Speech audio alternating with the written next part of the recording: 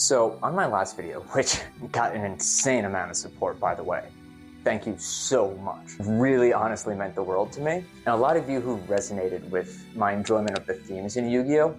All unanimously suggested one single thing, and that's the Fallen and the Virtuous. But instead of just sticking my face in the corner and reacting to it, I want to do it my way. So I would be honored if you guys would be willing to join me in this retrospective look at the Fallen and Virtuous anime.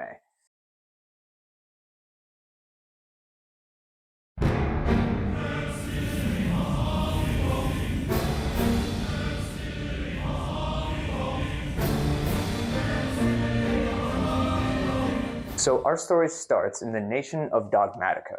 Well, I mean, they say nation, but it looks like their whole civilization is built on one singular mountain, but whatever. And this shit looks like Anne Orlando. It's like I'm walking in the Dark Souls right now. And after a few pretty nice exhibition shots, we're introduced to the Dogmatica. This is basically an Evangelious group that worships the stigmata, I think. And we see them performing a ceremony of some kind. And this ceremony introduces our first main character into the story, Ecclesia.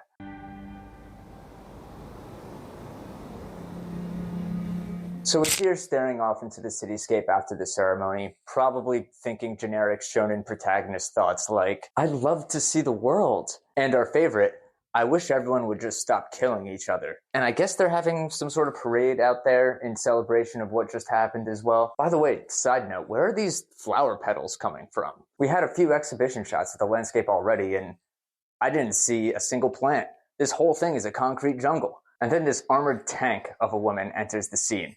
Fleur. And Fleur here, before even telling us her name, just jumps right into a flashback. I literally met you 5 seconds ago. What backstory is there to show? But I get it. It's to show that Fleur and Ecclesia have a long history together. So they have a conversation about how she wants to make Dogmatica proud and make sure she lives up to her nation's expectations. And oh man, look, I actually called it. She just wants to know why we can't all be friends. And Fleur, with a smile on her face, calls her stupid. But it's a pretty heartfelt moment together for what it's worth, which then gets interrupted because this giant vagina opens up in the sky.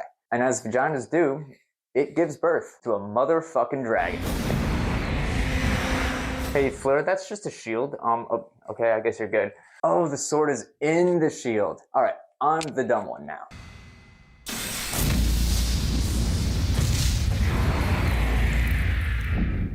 So after getting absolutely flexed on, Ecclesia decides to jump into action as well. And I gotta say, that hammer is pretty sick as fuck. I hope we get to see her use it. So Ecclesia musters the courage to find who or what was just birthed from the sky. And when the dust finally settles, we see our second main character, Albaz. And now shit looks like it's about to get real. And that hammer just got even cooler. I hope we get to see it. So Ecclesia asks who he is, but he just had his effect negated by Fleur, so he just falls over and tries to crawl away. And after seeing Fleur absolutely dice this guy, she decides to ignore everything she talked about as far as making Dogmatica great again is, put her weapon down and try to help Albaz. Now cutting back to our armored mommy over here, she uses some sort of magic eye ability, which basically just magnifies her vision to what about a Walmart binocular set could do.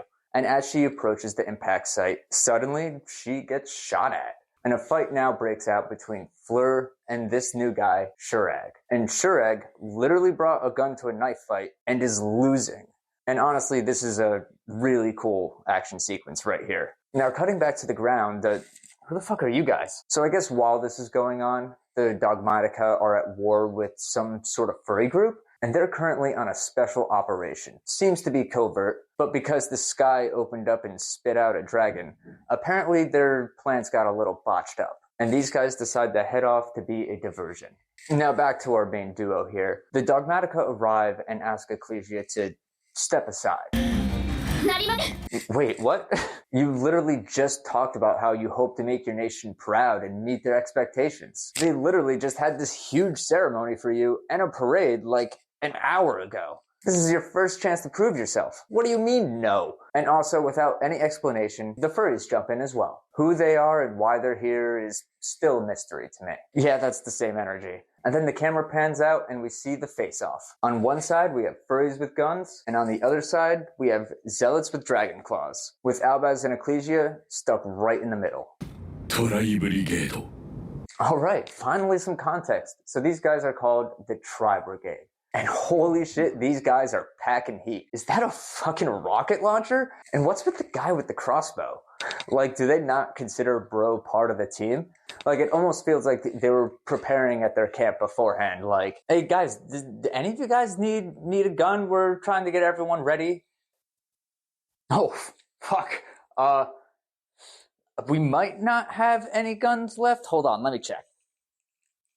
You know what? Here, take this instead. Good luck in the fight, buddy.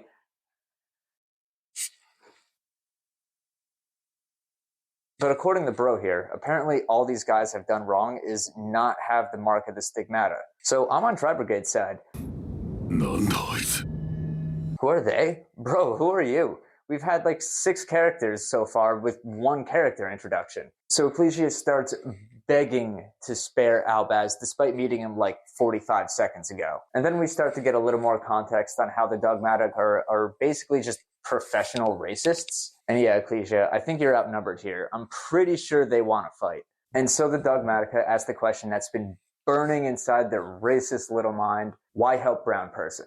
And thankfully, Ecclesia has kind of a brain and tells them to stop being so goofy. And of course, that man did not take that well, being a professional racist and all. And so this man proceeds to open up his own hand vagina, which makes Ecclesia's head glow and gives her a headache to match. Like, dude, you're literally calling her lady like 5 seconds ago. You do not give any fucks about her, though. So at the last second, Albaz jumps in front of the hand vagina, and it fires an ancient Egyptian laser beam. Is it a portal? Is it weapon? Is it magic? I don't know. But Albaz eats that shit like a champ. And this seems to trigger a transformation in Albaz that turns him into a different dragon. And Bro here is absolutely shook. He's just standing there like, well, this was not in the magic manual. He also mentions something about the stigmata being devoured, but before that neuron could finish firing, the wrinkle in his brain smoothed back out, and he just ordered his goons on Albaz and the Tri-Brigade. And those goons start getting worked. Like, who would have thought that dragon claws are not practical? Also, ew, wait, are these guys puppets? That's actually kind of really on theme. So Tri-Brigade gets in there and shows us that guns are effective in anime. But to them, this whole gunfight is still just a diversion.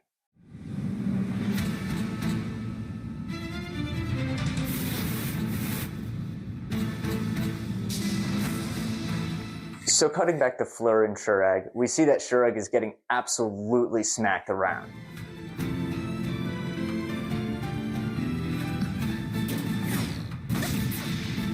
Oh shit, juked by a mechanical bird. So much for those magic magnifying eyes. And then we get this really cool ass shot. Be honest with me, guys. How many of you paused this frame, took a screenshot, and made it your wallpaper?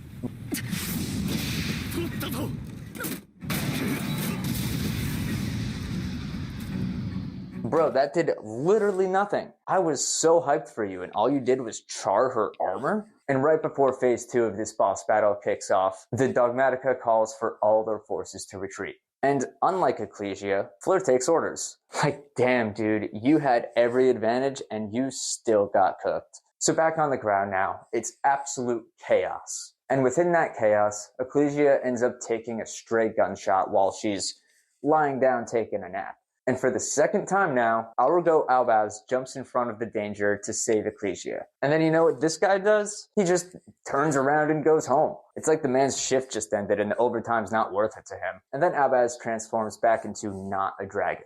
So, confused about what happens, the Tri-Brigade regroups, and they inform us that the rescue mission of this bird was apparently successful. They ask about what to do with Ecclesia and Albaz, and Shurag just decides to save her? Like, you did not see anything that just happened here. And she's a high-ranking member of the enemy military. And without any context whatsoever, you're gonna take her back to your secret hideout? I don't know, I just feel like that's asking for trouble.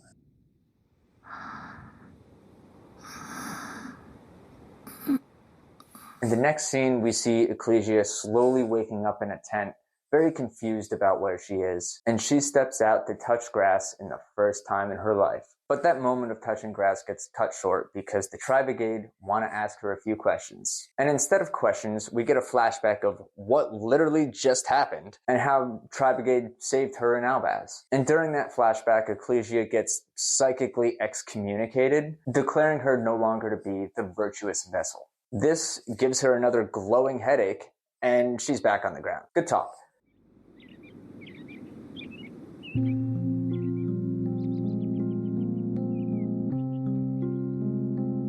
So now it seems like we time-lapsed a bit. I'm assuming a lot of time has gone by here. Well, nope, never mind. It's actually just been a morning. So Ecclesia and Farragut, by the way, her name's Farragut. I had to look it up because they never told us her name. Have this honestly really nice conversation about how if you save someone, you should see it through, which was a nice change of pace because I was expecting a power of friendship speech. Shurak also gives Albaz the rundown on how Ecclesia was exiled from her homeland to save him. And Albaz responds by grunting, so based. Shurak also gives Albaz this bird that they apparently worked so hard to retrieve, saying ominous things like, "It's dangerous to go alone. Take this." And as they begin to part ways, the Tri-Brigade tells our duo about the Spriggans, who apparently have helped the Tri-Brigade before in the past. And since the Spriggans helped the Tri-Brigade in the past, they'll surely help our duo, right? And I have to say, the amount of blind, unearned trust that people have in Ecclesia is honestly astounding. Oh, and when Ecclesia thanks Farragut for saving her, we get a flashback instead of, you're welcome. And so our duo sets off to find the Spriggans, blindly.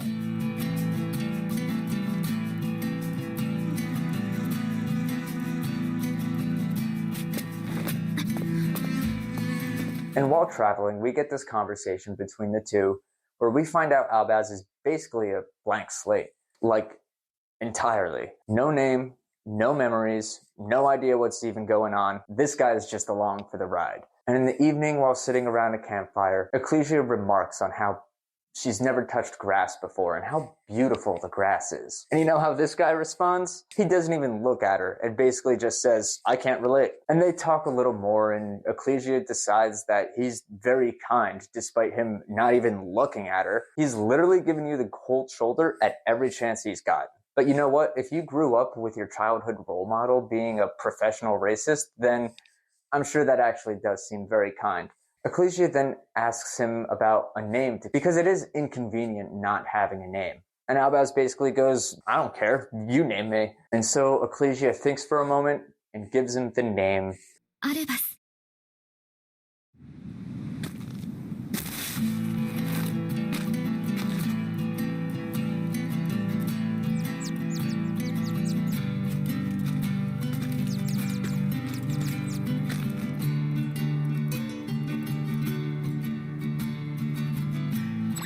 And after a long trek through the desert, our duo finally reached their destination.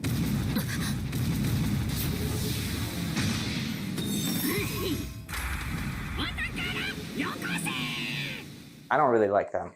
I just think they're a little annoying. It's just a personal thing. We then get introduced to a new character named Kit. And I'll be honest here, I am so glad Kit decided to tie up our duo. Finally, someone with some self-preservation instinct. These guys probably fit the Ginyu Force meme better than the last one. And if you've ever seen the scientist inventor trope in anime, then you know Kit's personality pretty much to a T. Finally, the ship's captain comes out and Ecclesia pleads her case to the captain, hoping that the Spriggans might be able to protect Albaz. And apparently, all they need to do to win their trust is win a race. But until that race comes, our duo is stuck being deckhands. And we get this nice little montage of them working on the ship. Ecclesia helps maintain the robots, and Albaz does whatever this is. But I mean, the man is a lobotomy patient. He's doing his best. This just in, robots apparently sleep. Oh wait, is that dust monster that just crawled out of Spriggans? That honestly makes more sense. Next we get this gorgeous landscape shot of Ecclesia traveling through the desert Titanic style. And Kit decides to give Ecclesia a pair of goggles, which I guess will be important. And then Kit tells us that the race is going to be today. And if this race is anything like the action sequences we've seen so far, I'm pretty excited.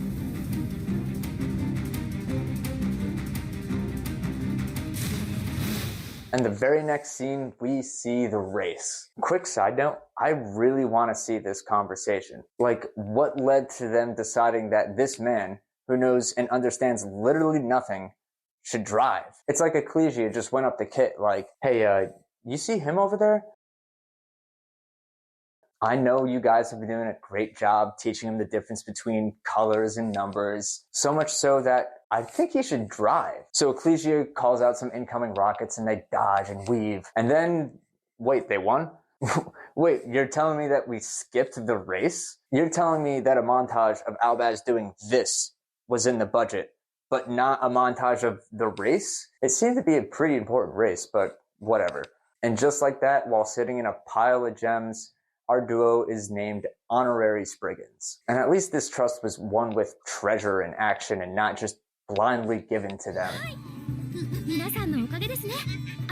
Is this thanks to everyone, Ecclesia? Because we kind of just skipped it, right? And in typical Albaz style, he's just chilling here and couldn't care less.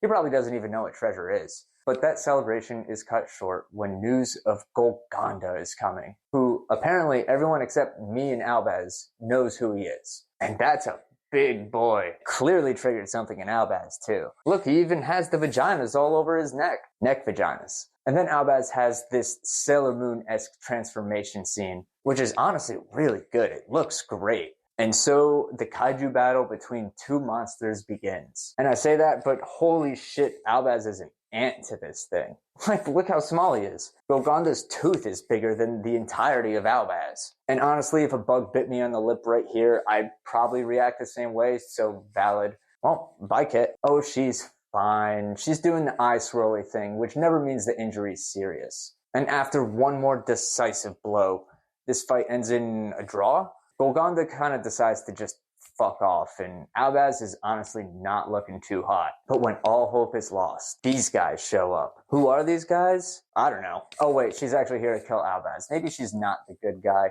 This is also a sick shot. How many of you paused it and made this your wallpaper too? Realizing the danger, Ecclesia decides to run towards Albaz. Just as he protected her, she was now going to protect him. And with kindness, a warm heart, and another flashback, Ecclesia manages to quell the rage inside Albaz. And he then reverts to a not on fire version of the dragon. Like seriously, who are these people? They just showed up, threatened Albaz, and said nothing. In the credits sequence, we see Ecclesia hugging this stranger, and I'm like 99% sure that they've never met in their life, because hasn't Ecclesia lived in Dogmatica her whole life before this? Like, real talk, Naruto could probably learn a thing or two from Ecclesia about talk no jutsu. This girl should honestly be dead like 5 times over. But after a hug and a smile, the strangers just leave, and we get one last montage of Ecclesia celebrating with the Spriggans. And I guess Albaz is just permanently a dragon now. Albaz then gets demoted to a flying mount, which is very confusing because I thought the whole reason they went to the Spriggans was to protect Albaz. But our duo say their final goodbyes, and our final shot is our duo flying off with fireworks in the background. For now, it seems like the story ends here. And to be honest, I really love what Konami is doing with this. They tapped into what seems like could be an infinite well of possibilities. I just wish it had a longer runtime because 6 minutes an episode was not nearly long enough to give us the depth that they were trying to portray. But it left me wanting more, which I guess is the point of a season premiere. But what do you guys think? Was this peak Yu-Gi-Oh animation? I guess we'll see with the Charmers that they put out next. Anyway, I'm George. Thank you guys so much for watching. I love you guys. Bye.